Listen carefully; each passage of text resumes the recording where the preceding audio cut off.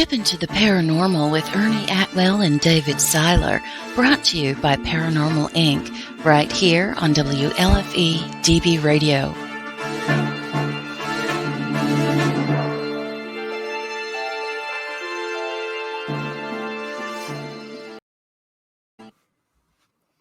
Well, hello, everybody, and welcome to episode 36. I got the right number now. We practiced last night. It is our last episode of 2020. Of the year. And you guys have to forgive us. Dave and I don't drink, so if we seem a little giddy, we kind of have a paranormal hangover. Plus, we've been chatting with our guests in the green room, and they're hysterical. and they already have us cracking up. Bad.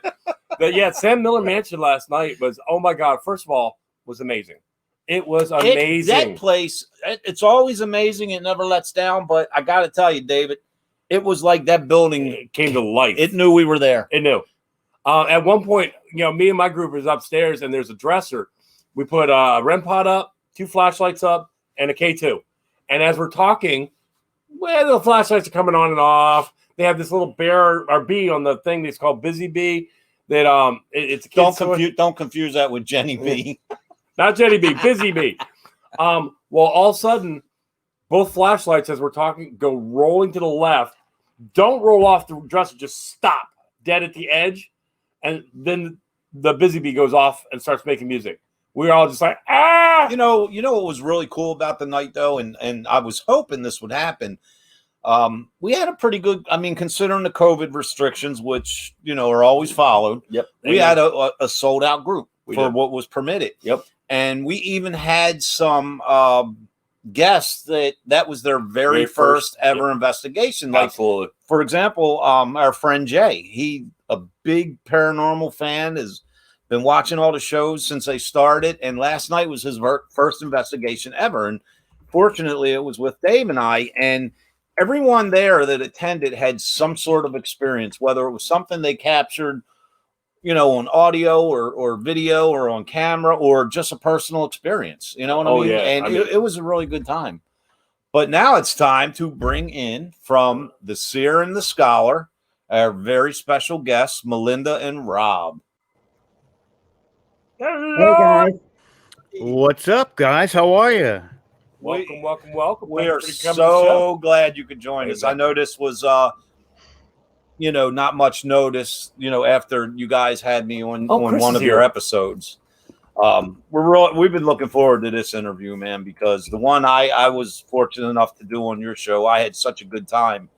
And a lot of people that watch Step Into the Paranormal watch that, and we got nothing but compliments, guys. So it was a good episode, and we definitely been looking forward to this. And those that are watching, listening, or whatever, if you haven't seen Rob and Melinda yet, check out their show, The Seer and the Scholar. It's amazing show. Definitely. Thank you. And let me just say, I've seen every Step Into the Paranormal as of to date. So to finally be here is truly an honor and a privilege. Before we start having all the fun, to be serious, guys, I am truly honored to be here. It's incredible, and I'm thankful. Thank you for being here. Yeah, it's going to be good. How are you, Melinda? I'm doing good. I feel the same way as Rob. I watch you guys every Sunday that you're on, and it is a complete honor to be here. Oh, we appreciate it. Why you always look so happy? What are you doing? Well, really, I don't know. I try to be positive all the time. So, hey, nowadays you have to. Amen. What is that behind you? That looks really pretty. That see a feather. I can't really tell what it is. What is that? This back here? Yeah. It's a tapestry that I have up. Oh, it's gorgeous. I love it. Oh, thank you. It looks Native American, almost like a part of a dream catcher in the stars. Yes, it is. That's definitely what it is. For those of you that don't know, my partner David is a very observant young man. It's a good thing. That's why people, reach out to him and try and get him to inspect things, because he is observant, right? Yeah, not much is past. Yeah. Hey, would you look at the photo for me? Okay. Don't start, man. Please don't start. Oh gosh. Oh my God. Oh, we're gonna have to bring some alcohol into this show and make it a little PG. You know, or as our friend Carly Hall would say, Christmas in a cup. Perfect. Perfect. Jack and Carly. Hey guys, tell us a little bit about your podcast and how it got started. You want to go first, Melinda, or you want me to go first? It doesn't matter. Well, what happened was I started on this Global Enlightenment Radio Network, and Melinda, after they saw a few of the episodes, they noticed Melinda too, and eventually Melinda got her show, and we decided together that we should really do a show together, because one of the first things that happened was I saw one of Melinda's live broadcasts, and I felt a connection and said, I have to work with this lady. You know, I've got to meet her and get her on. I do another show called Full Spectrum Universe. So I brought her on a couple of times, and it was just an amazing dynamic connection that we had that really transcended all of, not just doing shows together. We're also on the same paranormal team, and she's kind of showed me the ropes for what paranormal is in a sense, and at a different level too. And I'll let her describe it a little bit too, So basically, it's like Rob said, that's how it all occurred. But Rob had came onto one of my lives, and I'd done a card reading for him. And so that's how it all began. And then when I had started my show on my own, I'll be honest, I was very nervous. And so I was like, what am I going to do for 2 hours? Because, it was like a brand new show, and I was like, I'm going to run out of things to talk about. And so then, Rob, I knew Rob, so we started talking, and we decided to just start the show. But it was really a great move that we done. I tell you, if I can throw my 2 cents in there, what we like to do, like when we first started our radio podcast, we would have a guest lined up and a topic. And after about 2 episodes, we realized that 2 episodes. Our topic lasted maybe 10 seconds, and we were over here and over there. So we don't know what the topic no more. We just try to get the best guests that we can get, and then just kind of wing it from there. But in all seriousness, and it's funny because we had Kelly Miller with us last night, who's a amazing medium. And I spoke with Kelly on the way home, and we were just, discussing the event, trying to make our travels home shorter. And what we were talking about, it kind of goes along, Rob, with what you were saying.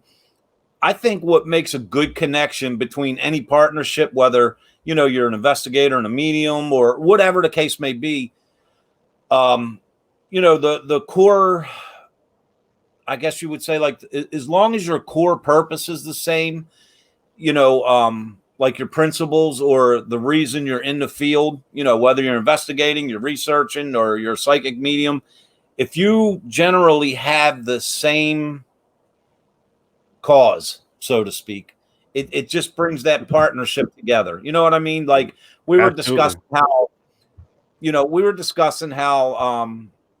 like Dave and I got we picked up a residential case. I won't go into great detail, but it seems some folks investigated before Dave and I before Dave and I got called in, and it kind of made it worse. It did.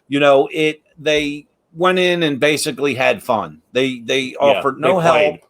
This is according to the client, and things got worse. Mm-hmm. And I guess to make my point, if you're partnered up with another team or whomever in the field, if you have the same beliefs and you're doing it for the right reasons, that partnership just automatically forms. You know what I mean? Does that make sense? All right, Let me explain something to the Facebook users. The reason why you're coming through, we have a Facebook user asking a question that says, can mediums pinpoint the spirits of the buildings they investigate? The reason why your name isn't showing there is depending on what venue you came into. StreamYard only gives the Facebook user, doesn't give your name because it might be a private venue. So, but thank you for watching, and maybe one of you guys can answer that question. That would be Melinda. Melinda. Well, basically, I can. I mean, I think most mediums can. The first thing I do when I go into whether it's a residential or whatever it is, the first thing I do is do a walkthrough. And that way I can see what's in each room and what's in each area. But that's the way I do it. But I truly believe that most mediums can do that. Yes. Awesome. Just one thing to go back to that question about teamwork, and me and Melinda definitely hold the same value in trying to help people. But one of the other things that we do is our skill sets complement each other. Very much so. If we're going into a place, I'm the historian as well. So I do all the research, tell her nothing. So when she's going in as a medium, she will go and I will hear things that she says, and that'll prompt questions to me to give to her to either ask them or the information that comes back. So we can literally hit it from two different angles, because I also love the science of it too. So that's why especially when we do the show too, we call it Sparking the Mind and Sparking the Soul. I go in with some kind of factual evidence, and she goes in, and the history of it, and she goes in knowing nothing and just touches the place on a different level than I can. So it truly just they complement each other for a full investigation, all around. I have to that's cool though. I completely agree. And I have to give you for instance from last night, and I didn't reveal this to Dave until I called him on our way home. But Dave and I had our group last night split up, and Dave was investigating in another room, and I had my group in the workshop area, and we were doing a Phasma box session. And for whatever reason, I could hear Dave laughing. Now, I didn't say it aloud, but in my mind, I said to myself, damn, Dave's loud, right? I just thought that. I was like, damn, Dave's loud. The Phasma box immediately goes, that's Dave. And then Kelly Miller, she looks at me and goes, I told you don't have to ask a direct question. You can just think it. And I was like, whoa, like, where'd that go? Like, I was blown away. I was completely blown away. That's incredible. Like, amazing. It all matched up. Yeah, it was so cool. Wow, that's it. Yeah. Wow. Get out of my head. It's funny how those things happen too. There's no such thing as coincidence. I truly believe that. And there's things that show themselves to you as, let's say you go through an investigation or something like that. When you have these questions that prompt in your mind, it will eventually expose itself. You just have to be able to see it or look at it in the right, basically like the right direction or the right way, Did you just say Ernie's going to expose him? Is it? Wait, what? No, didn't say that. No. Yeah, that was. Yeah. I'm sure some wouldn't mind.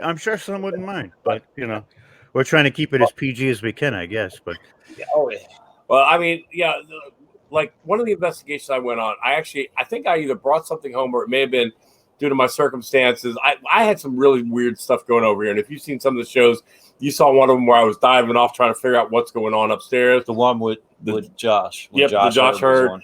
It sounded like somebody kicked in my front door. I went running up thinking somebody's literally kicking in my house, and there's nothing there. My cabinet doors were opening, things like that. And I actually had a friend of mine who is a medium.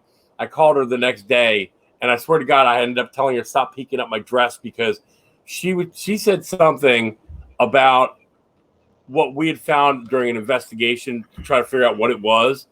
We think it was one of my grandparents trying to protect me, and she told me flat out who it was, why it was, and that she did not like a person that I was associated with along the way.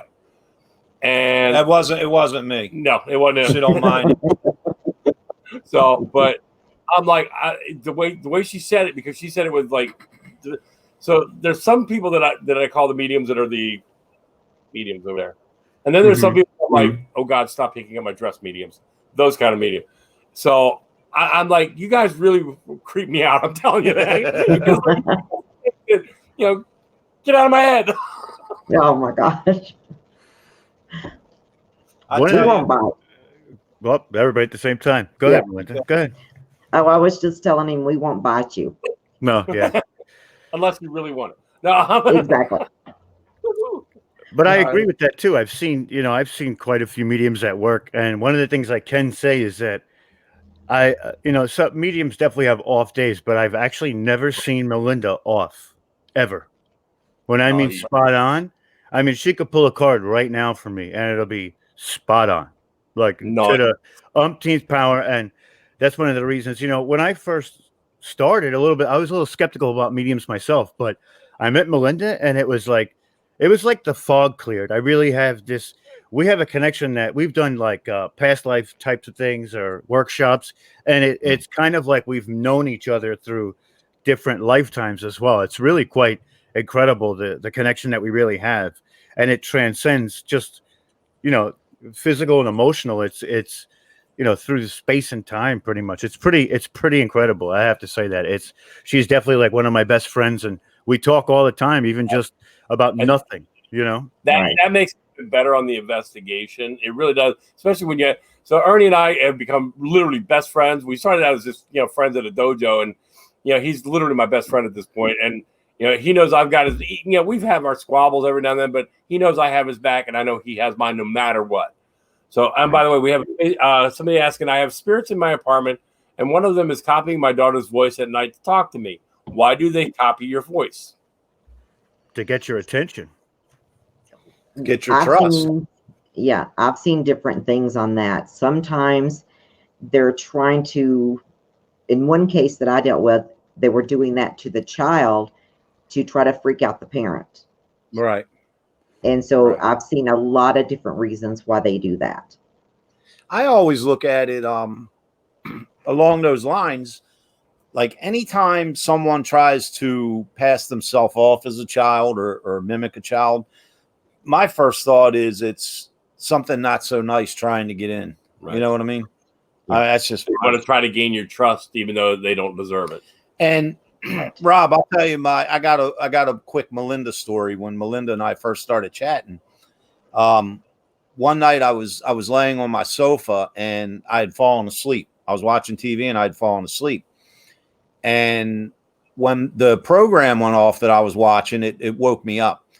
And I thought the best way I can describe this, I thought something in my living room was on fire, because I didn't know if it was like the, fog in my eyes from waking up, but at the bottom of my steps and along where my television is, it looked like fire, like not flames, but it looked like smoke, like something was on fire. So I sat up, I cleared my head, and that quick it was gone. That was like 5 o'clock, 5:30 in the morning.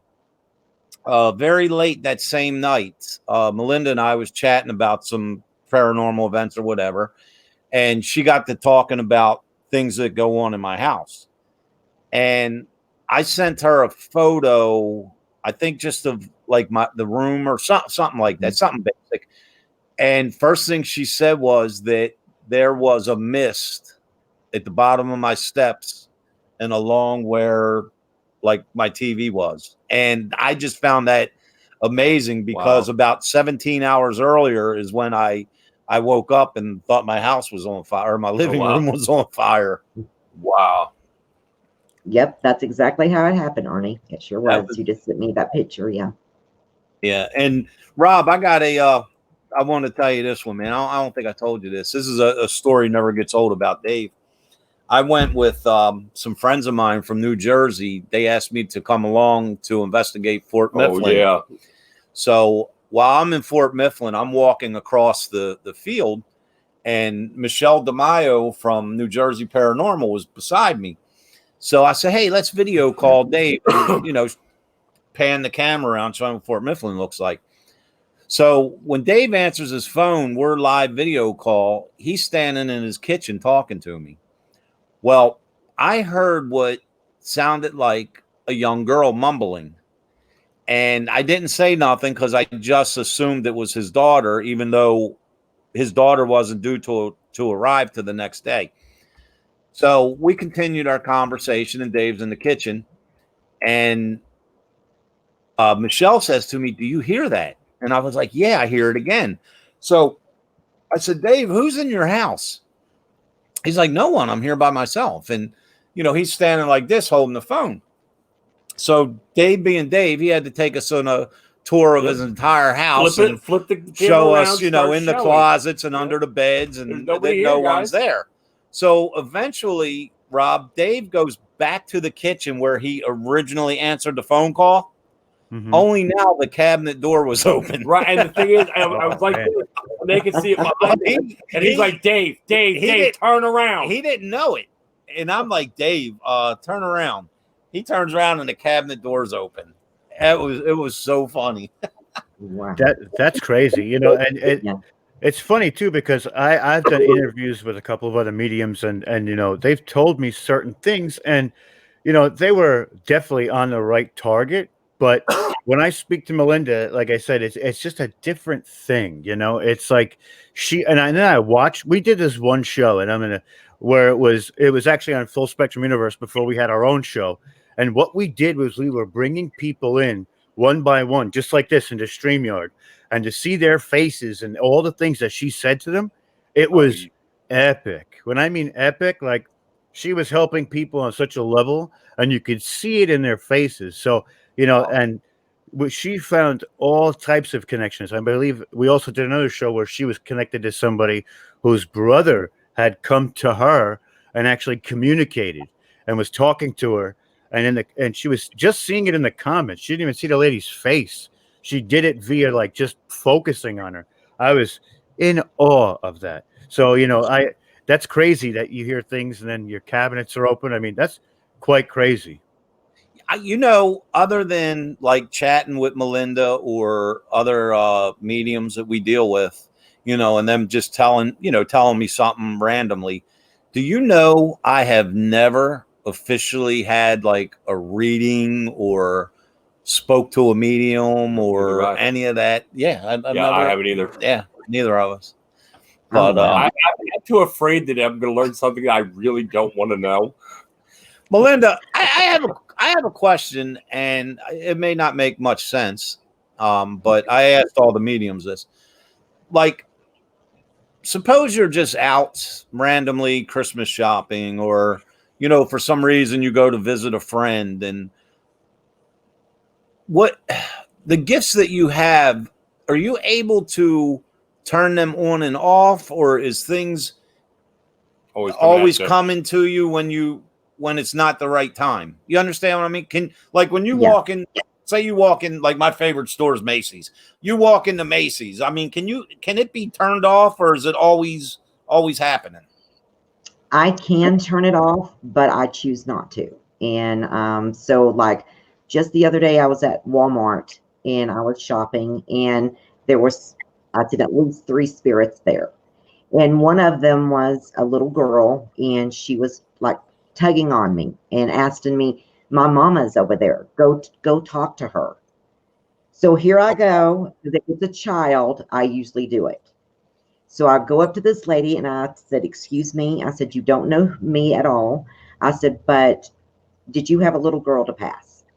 And she's like, looks at me, and I mean, tears just start running down her face. She says, yes. And I said, well, she's here. And I said, you may not believe that. I said, but she's wanting me to tell you it's okay that you got her that trike for Christmas, even though she's not going to be here. Oh, wow. Her mom just went to the ground. And so she knew without a doubt. And so because of those reasons, I leave it open, because I want to help as many people as I can. Oh, wow. That kind of like took the wind out of my eyes. I was gonna say, you just took the wind out of both of our sails. Wow. That's amazing. That's just wild.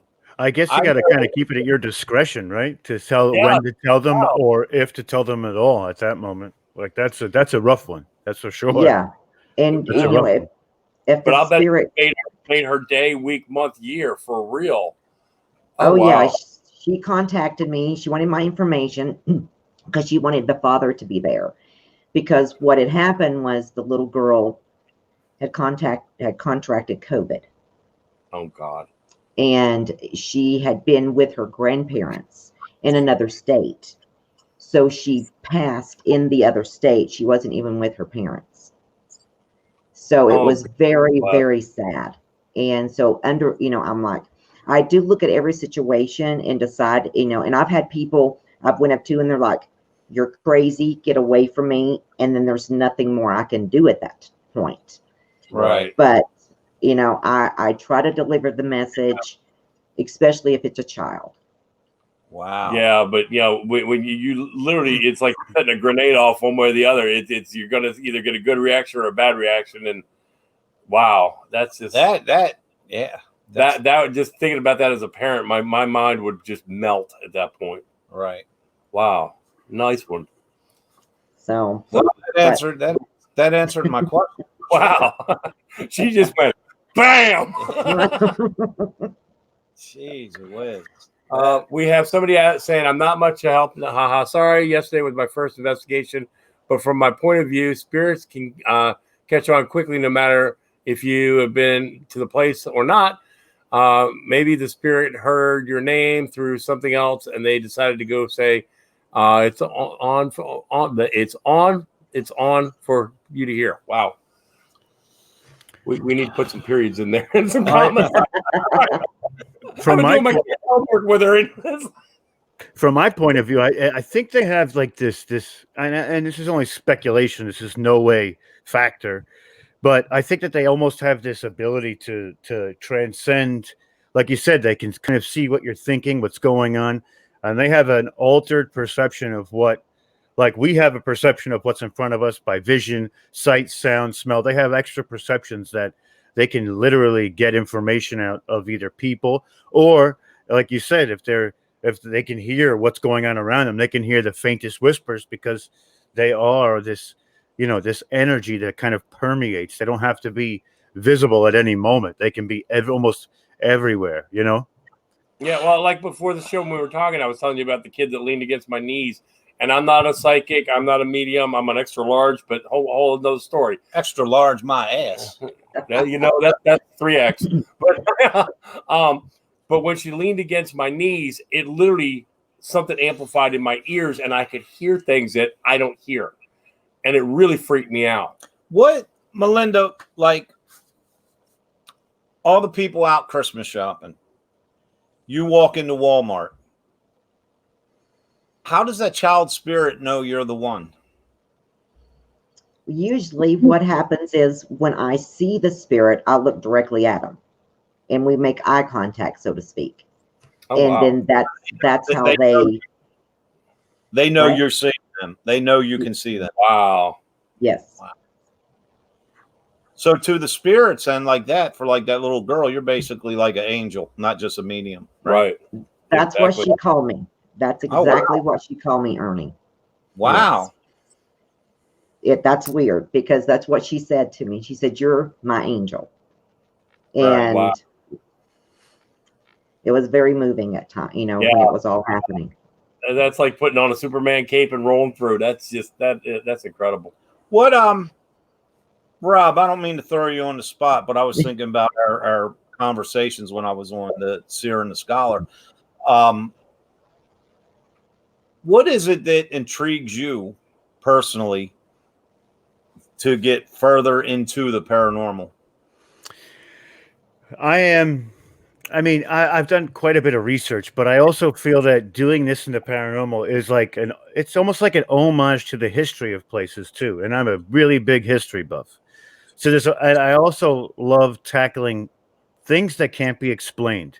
I'm a researcher by nature, right? So what I love to do is to find everything out about the place when we go in there and I investigate and I try and find something or capture something that maybe somebody else can't get or come at it from maybe a different angle. So I love the variety of it, being able to look at things from different perspectives and kind of, go into investigation open-minded. But I feel like we're actually helping the entities as well too, where we kind of do things a little bit different than some other teams.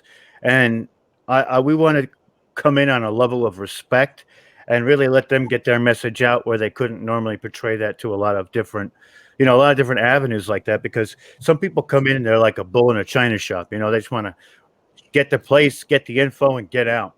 Some people don't want to help the spirits at all. Sometimes Maybe a spirit needs to cross over. Maybe they just want to be heard.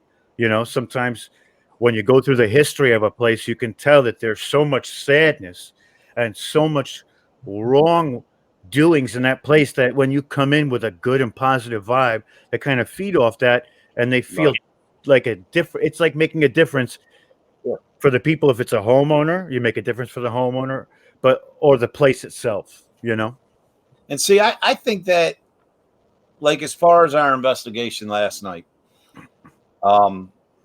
it was just crazy active. And, Dave and I have had public events at locations where, we would go and lead the public on an investigation, and it was just total insanity how active it was. 2 months later, we'd go back and we would look at each other and be like, man, is there even activity here? Yeah. But I think, my philosophy is that when you go into certain places, I like to call they're like resident spirits. They choose to be there. They're happy there. They've been there a long time. Or, they may just pop in and out there, but that's their happy place.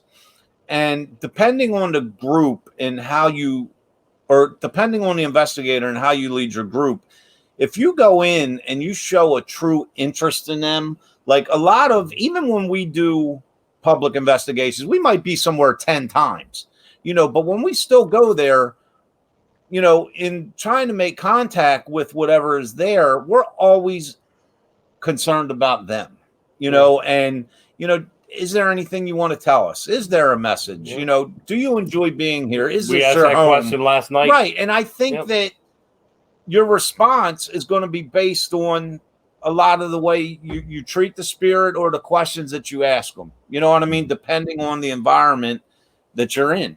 And I completely agree with you, Rob. You know what I mean? If you are one of them investigators that go in and, do you like being dead? Do you know you're dead? It's like, come on, guy, and show a little compassion to the spirit. Show respect. Show some interest and let them know that you want to hear because they're there for a reason. Right. Like we were talking, Rob, on the other episode. And, I feel that any intelligent encounter that spirit has a purpose. They're not just there to be there. And when you show that genuine concern and interest in what they're trying to say or why they might be there or visiting there, I think that it just amps up the energy and you get a better response. Absolutely. And if you think about human nature, even after they pass over, they still carry that human aspect of just wanting to be heard. People want to be heard no matter who you are. If somebody shuts you down or shuts you out, you get this feeling of like, well, all right. And then you tuck your head down and you walk away. They're the same thing. They're just an ethereal form. They probably got all the emotions that we have. And I'm sure Melinda can attest to that. So we're basically just trying to let them speak and be heard, because not everybody has the ability to go in there with a medium and communicate on that level too. So, it is a great asset to have a medium there too, because she tells me things that maybe I wouldn't have known by just getting an EVP or an incomplete message of sorts. So we have a whole picture and we try and break it down and figure out the best way to proceed forward from that point, Yeah. Sorry, I was having a little technical difficulty. There it goes. Yep, there you go. What? I fixed it before I had to fix it. What, Rob, if you could go anywhere at all to investigate, where would you go? Anywhere in the world? Anywhere. I want to go to the suicide forest in Japan. Oh, I feel that there is a lot of pain and hardship, and I think that might be there might be some questions that could be answered with the right team there. That's yeah, I like that. The thing is, though, that I've heard stories where people go in there and they don't come back. Right. Well, hopefully, whoever's venturing in there protects themselves properly and does the research on what, some of the things that they may encounter. But you never know. It could be. It could check out. Nope. I think big. I just want to go in big. I think that's probably like the most sinister place that I could think of that I would really want to go, or off the wall place. Hey, we just had a comment come in. Miss Tori Smith. She's the founder of the Paranormal Relief Project, which is May 1st, 2021. Dave and I have the privilege of being with Tori and Josh Hurt at Malvern Manor for that event. So it's going to be a biggie, man. Tori, you did a hell of a job. Yes. I can't even. I told you could do it. I knew you could do it. She's an amazing. I don't know how she does it. I don't know, but she pulled it off. Man. Yep, she pulled it off. Melinda, where's one of your spots you want to go? Wounded Knee. Of course, it's Native American. And Wounded Knee. Never heard of it. Where's that? Oh my gosh.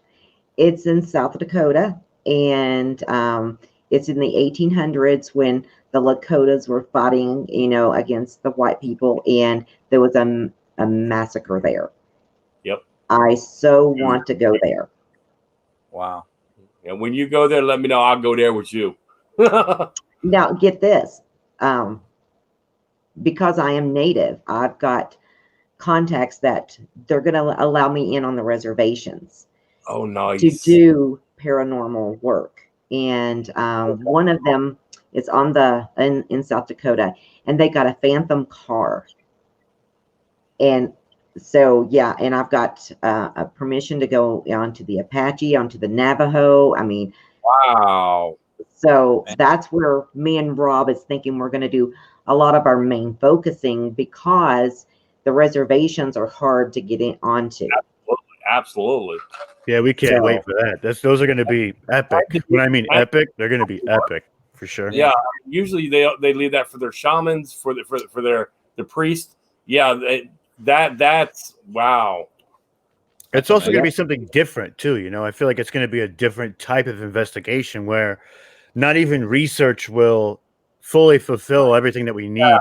We'll have to talk to actually do an investigation where we get to connect more with the people in the tribe as opposed to just hitting a book, because that human aspect, that's one of the things I think is super important too, is canvassing the area. I want to know what the town folk or the townspeople or the city people hear about this place.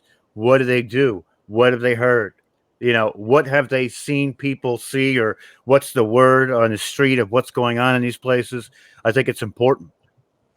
You know what it sounds like? The first image that popped into my mind is if you're familiar with the show Ghosts of Shepherdstown or Ghosts of Morgan City, where they investigate the entire town. I mean, that's kind of like the same project, except to my knowledge, it's never been done on a reservation. That would be amazing. Right. Exactly. Jay's asking a question. Sorry for trying to speed the text response, guys, and the guys read out my response. I have a question. Is it normal to be hesitant to try to speak with spirit if you don't have much knowledge on this paranormal? No, just speak. I'll help that, and then Melinda, I'll ask you on that. But to me, try to speak to your spirits. You never know what kind of response you're going to get. And when you speak to them, just keep this in mind. And this is advice we give to people all the time, is if you think someone's trying to contact you or visit you or whatever, they're just a person without a body. So just speak to them as if you were talking to your brother or sister or whatever, no one's going to think you're crazy because you're not talking to yourself. So just if you think someone's there trying to reach out to you, just speak to them as if they were standing there next to you, and grab a tape recorder and on your phone, record, and then see if you get a response from it. And that's your best bet. Just speak natural, just like we're speaking to each other now. And that's exactly what I do. Right.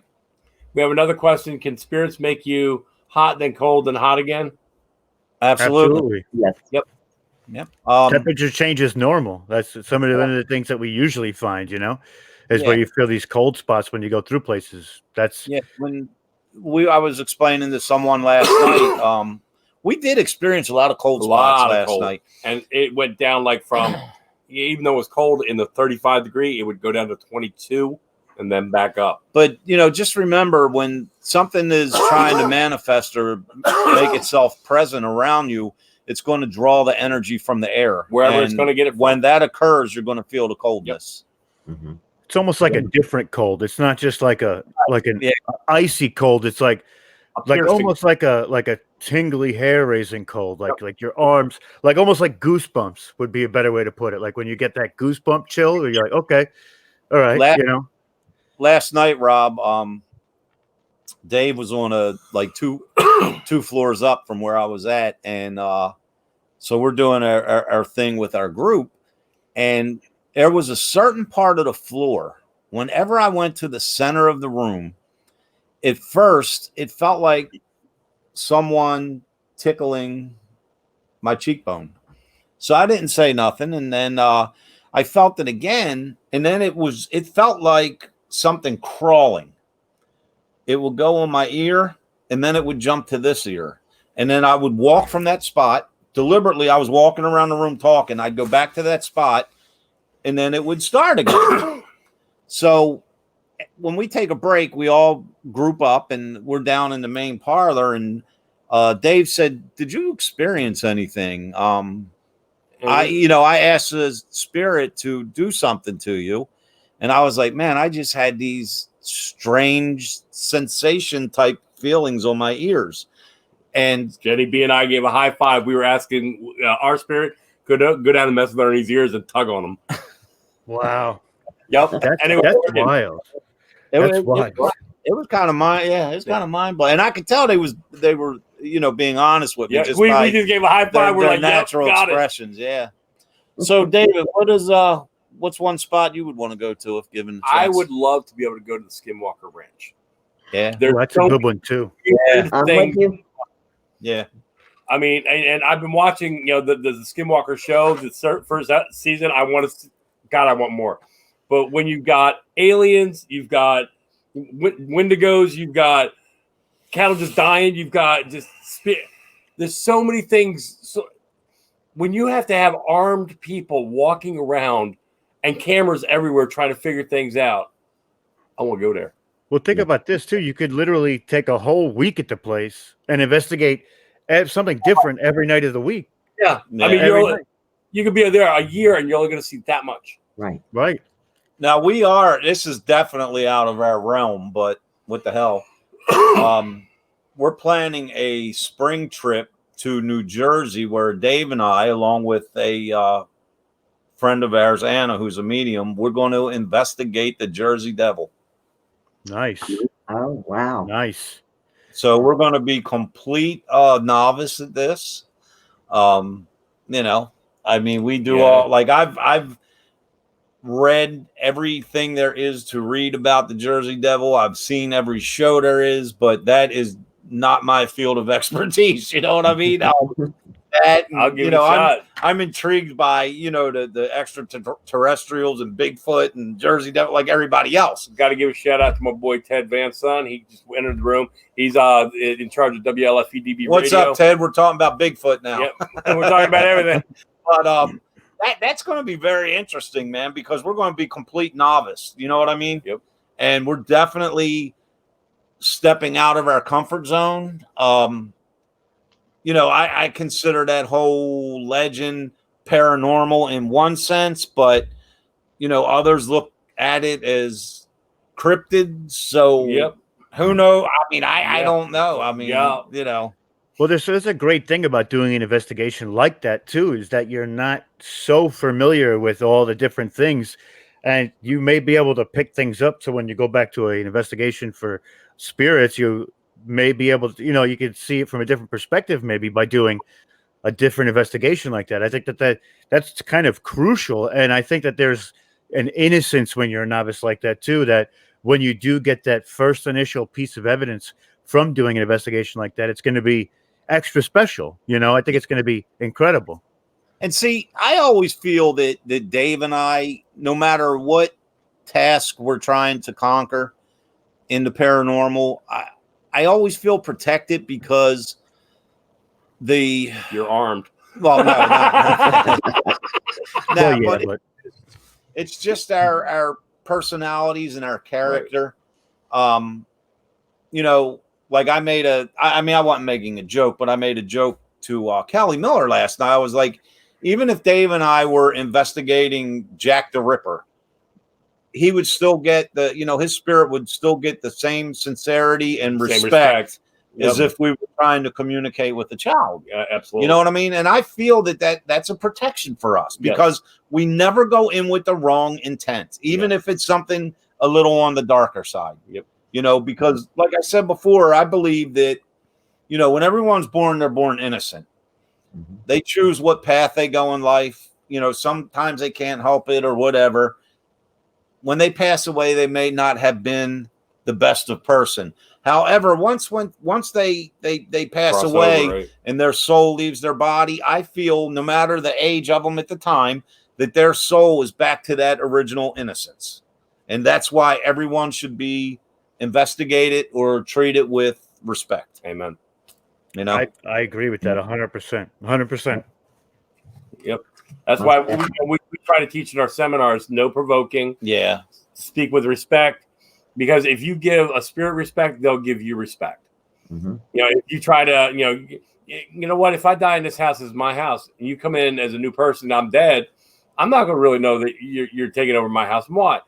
But if you're going, get out of this house. What do you think you're doing? And I'm going to come at you. But so you have to also think of it like, you know, as if you were having a domestic argument or something, you know. If you're encountering something that's angry or a little on the dark side, why are they like that? Right. Why are they angry, man? Maybe you just have to let them senses open up and figure it out. Say, hey, right. Figure out what they're wanting, right, why and they're let them know that you're there, as we always say, not just to help the client, but to help them as well. Yep. You know, maybe they just need to be heard, and that anger will go away. Amen. I mean, you might That's true. And Ronnie, that's what I have dealt with a lot. Like there was a lady that she had been murdered. And so she was angered because her life was cut short. And so anyone that was moving into her home, as she's seen it, and she was angered, not on the behalf that they were moving in there. It was because she had passed suddenly, and that's what made her angered. So that's what, when I go into a place and if someone is, you know, in that situation, I call them earthbound, and I sit there and I speak with them until I can get them to go through the light. Because if they've been murdered or died suddenly or tragically, they usually do not cross over into the light. Right. And they will hang there. That reminds me of that meme that went around Facebook, where it shows the wife speaking, and she says, you know, to her husband, "I'm pissed off at you," and his response is, "Still, or it's something new?" That happens too, yeah. Lord. That's definitely hey, Carolina Ramirez. Dave's doing all the typing, but I see the comment. Hello to you too, sweetie. Carolina's going to be on in an upcoming episode. Awesome. She's from a medium from California. Oh, nice. Yeah. Yeah, she was to the other day. Yes. Oh, awesome. Yes. Yes. Very, very nice. Very awesome show. Very nice girl. But so what's in the future for you guys, Rob? Well, we're definitely going to be doing a whole lot more investigations once things open up more. We're going to try and figure out what that really entails. You know, we're trying to focus on different ways to like just hone in our craft right now while we're at bay in the moment, you know. But I have an idea. What's that? Let's pick a location that is equally distant from all of us and meet up there and investigate it together. You got it, man. I love it. Yes. I'm down with that 100%. Yes. 100%. Now, he's responsible for the scheduling. I'm responsible for the tech. So but if it falls through, you know why. Here's the only thing. I will leave the location and the mileage up to you all, because I'm one of those guys. If you spin me around blindfolded in the parking lot, I can't find my way out. He can't find his ass at that point. I'm sorry. You tell me where it's at, and I will be there However long it takes, I'll be Does there. that sound good, guys? Yep. Absolutely. I will get him there. I just got to put some Thorazine in his coffee, but otherwise, I'll get him there. Just you set that up. That's a whole. Let me get this out in the open. Ernie has many phobias. The two top of the list are snakes and flying. I'm getting ready to turn 52 years old, and I have never been on a plane. Never. And my first flight will be this summer when we fly up to Iowa for see, I even thinking about flying. I can't even think. The Paranormal Relief Project. You'll do fine, bro. You'll do fine. Don't worry. And I've actually got some Dramatol.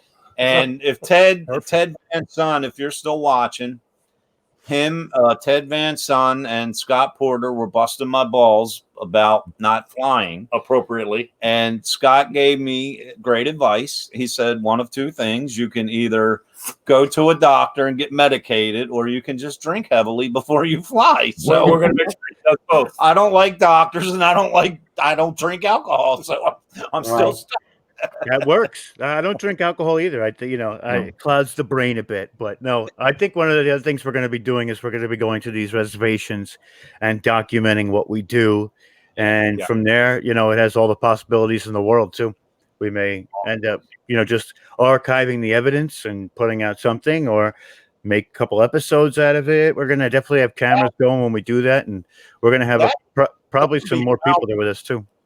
That would be groundbreaking, Rob, because that whole concept, man, is just beyond cool. Yeah. And that would be epic there. I would tune in and watch every second. Amen. That would be amazing. I can only imagine what you would come up with. That spirit energy would just be completely different than what we're used to. I've been on, when I was with my original team many years ago, we were investigating somewhere, and we did a tribute show to Dave Schindler, who passed away. He was the founder and lead investigator, and Dave was half Native American, and we were investigating a location. It was kind of dead, and no pun intended. We weren't getting no activity, but it was on or around Native American land, and Dave got this drum out and started doing this song, and holy cow, man, it was like I know exactly where you're at. The floodgates opened, and I was like, I'm behind the camera, and I'm like, this is amazing, so I can only imagine with the knowledge that Rob has and the gifts that Melinda has.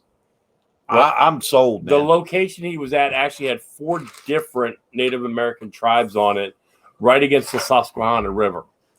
And there's actually a burial ground that was found on the backside that's now been state forbidden. You can't do any digging in there. They've actually quarantined it off. They took it from the owners. There's actually hundreds of bodies that they found back there. So anytime that you do anything, I was playing YouTube, just a Native American song one time, and you see all these orbs on camera. Yes. And I'm not even paying attention, but it's just rolling. And all of a sudden I felt like bees stinging me. And I'm like, what did I think? I did something wrong. And then I looked down and it said war dance. And I'm like, I'm so sorry. So there's definitely something there, Native American. One thing you might want to do too is with Native American land is basically play the Schumann resonance while you're there, because they had such a love for the earth, and they were devout to the ground. So that the Schumann resonance, if nobody knows out there, is what the earth vibrates at. So you may be tuning or opening, or there's the thing about this type of investigation is we have to go in with kit gloves, because we don't know what to expect right off the bat. So we have to be pivotal in the point where we can do different things to not disturb things that sit or lie.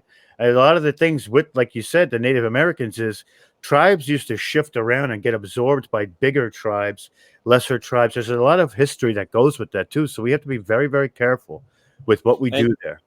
See, Rob, I think that it'll all work out for you and Melinda, just because the type of people that you are and your character. Yep. You know what I mean?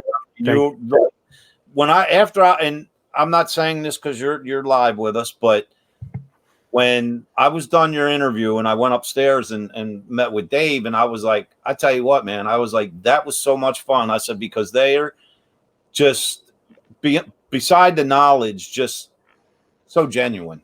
Like, it was the first time, Rob, you and I ever spoke. Other than seeing you on social media, I never talked to you before. And I was like, man, we just kicked it and clicked. And I said it was just because of the character of you and Melinda. So there is not a doubt in my mind, no matter where you go, whether it's you're gonna do good, where you said, Rob, in Japan, or Melinda, where you said, or even where David said, no matter where you went or what you tried to conquer, you're definitely going to come out on top just because of your personalities and your attitude and your character. Most definitely. Yep. Well, Dave, I want to go to Skinwalker Ranch too. Let's go. Let's go. I got elbows. I want to go. Elbows as we're getting in there.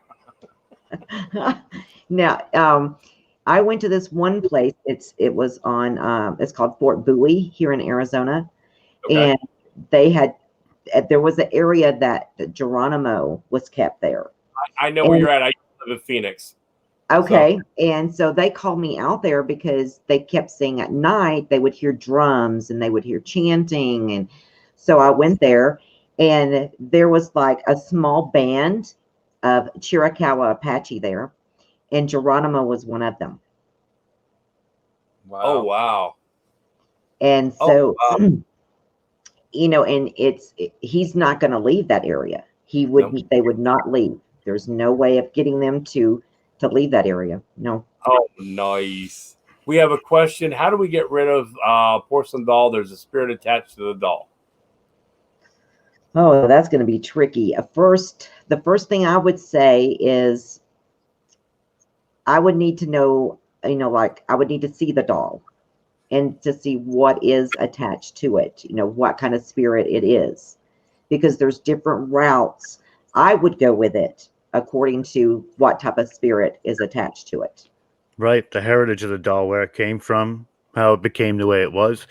That's all important stuff. Like what you guys were talking about before is the integrity of the investigation and walking in there and not like pissing anything off. You just want to investigate.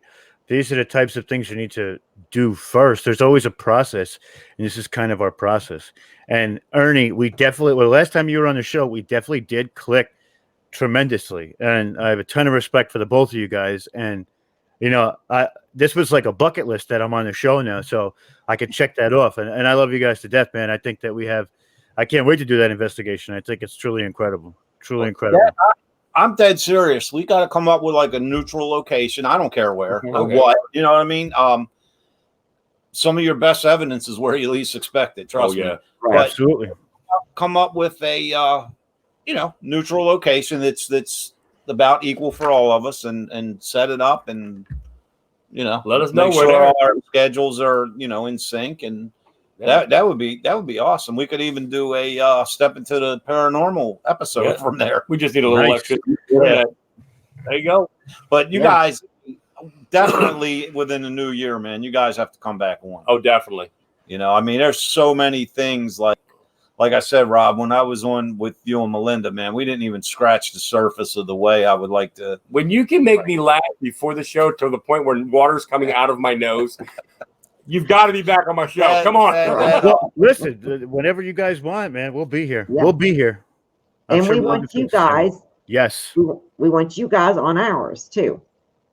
You just shoot us some dates and I'll make it happen. Yep. I do all the scheduling. He's scheduling. I'm tech. So, and when we do the investigations, he investigates and I review. That's like me and Melinda. She's spirit. I'm books. Let's get it. That's it. I tell people he's a paranormal researcher. I'm a paranormal investigator. And there's actually a true differential between that. He does all the history, the behind it. I like finding things. I'm a network engineer by trade. I will fix it. I will find it. I will get it together. That's what I do. And I'll do the tech afterward. I will find it in there, and I will be able to show the evidence. I will be able to say, look here. How does this? That's what I do. He can tell you anything you want to know about the history behind a property, about how it possibly formed. That's all him. Yeah, I just, you know, you have to, and that's what makes our partnership work. Like, you know, what got me into the paranormal, you know, the things that I've researched and studied that after years and years, what led me in the direction of the paranormal.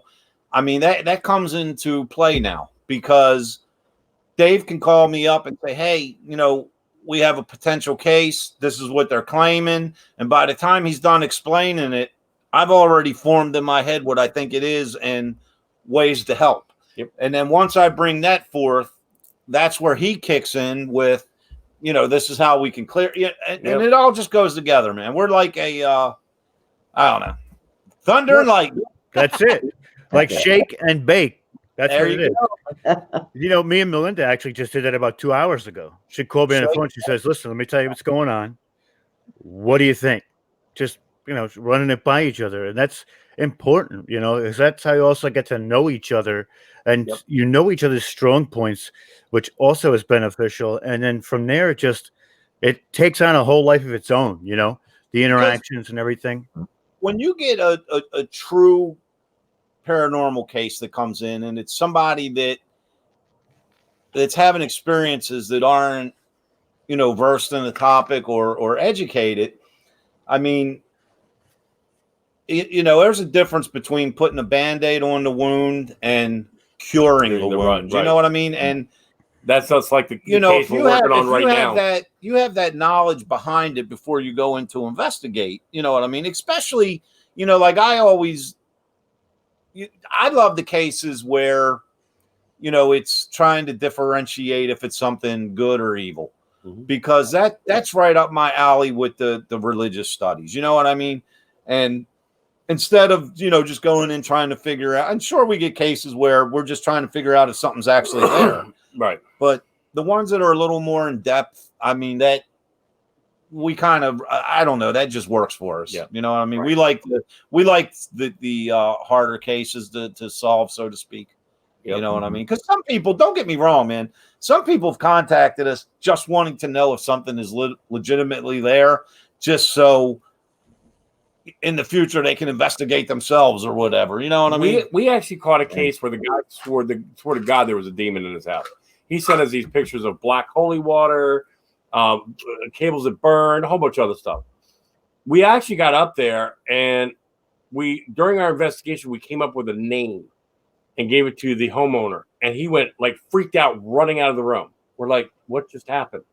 He comes back and he shows us this deed. Oh, I told them about that, Rob, because that was the one you said you've heard about it, but you've never heard a firsthand story. Yep. It was where the homeowner was trying to warn him of the roommate. And it turned out the roommate was trying to scare him out of the place so she could move her boyfriend in. That was an incredible story. That was an incredible story when you told us that. I think that was one of the best stories I've heard. I mean, it was pretty wild and intense, you know, and it just goes to show that sometimes people are worse than the entities. You know what I mean?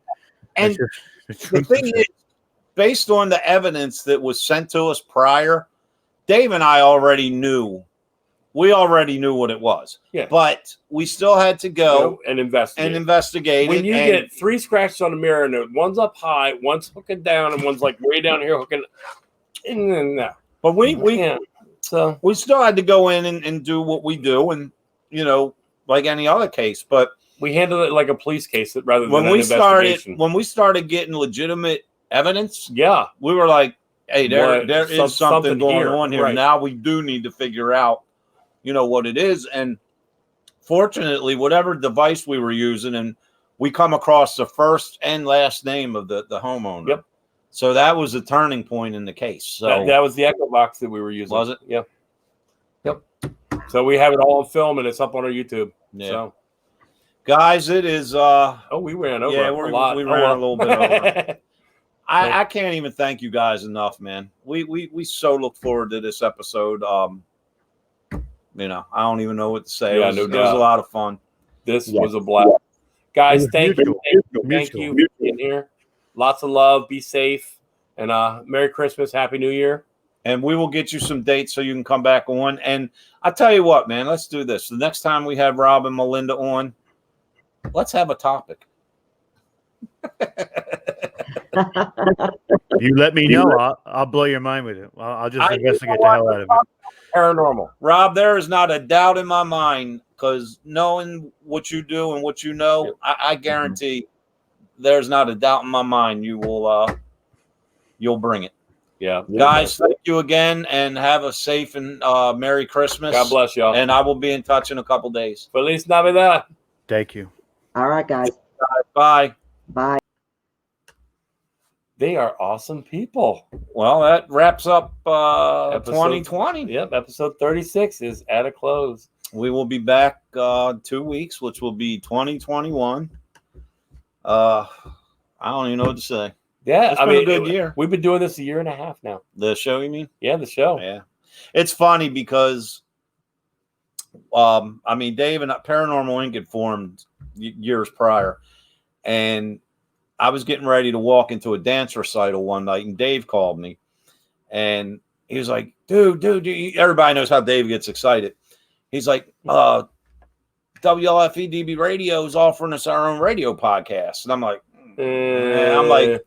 that's He's not. Like, you can do it if you want. I'm like, no, dude, you're coming. I was like, that's not what we do, man. You know, I was like, I tell you what, Dave. I said, I know you want to do it. Go ahead and do the radio podcast. Just plug Paranormal Inc. a lot. And he says, well, I'm not going to do it without you. Nope. I knew Dave wanted to do it. So I was like, all right, what the heck, man? Let's do it. And the following week or 2 weeks later or whatever, Mike King was number one. We had our very first episode. Mike King was here with us, sitting between us. And man, we had so much fun. Yeah. And I was like, my biggest thing was, it's just not what we do. How is this going to go? And it was and you guys have been the supporting. And it was my idea to do it bi-weekly. That way you guys don't get that bored. Sick and tired or bored of us. And it also gives us a chance to, come up with great guests. New topics. Sometimes, there's been some guests that we weren't able to get because it's just our schedules don't line up. So having it bi-weekly just gives us a little more time to, keep you guys interested and get the amazing people that we have on. So Amen. Merry Christmas, everyone. Merry Christmas. Thanks for hanging out with us. And we'll see you in 2021. God bless. Wrong button. We are having technical. Bye. You've been listening to Step Into the Paranormal with Ernie Atwell and David Seiler. Thank you for listening, and listen in next week for another topic and more great guests right here on WLFE DB Radio Network.